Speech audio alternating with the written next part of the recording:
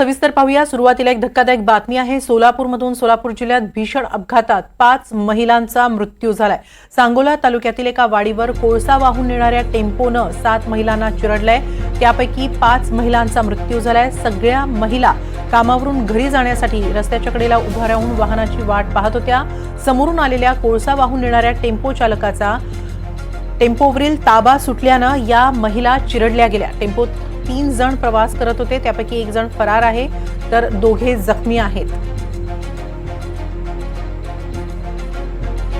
सोलापूर जिल्ह्यातल्या सांगोला तालुक्यातील चिकमहूद इथली ही घटना आहे। कटफळ इथल्या या महिला रहिवासी होत्या। कटफळहून त्या बनगरवाडी इथं कामासाठी आल्या होत्या। कामावरून घरी परतताना वाहनांची वाट पाहत त्या रस्त्याच्या कडेला उभ्या होत्या आणि त्याच वेळी या टेम्पोची धडक त्यांना बसली आणि यात 5 महिला ठार झालेल्या आहेत।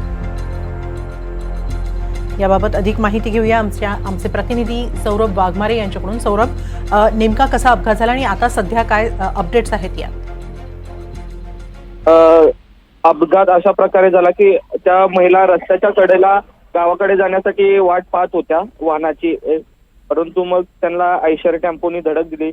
7 महिला होत्या, त्यातल्या 5 जागीच मृत्युमुखी झालेत आणि दोघी गंभीर जखमी आहेत।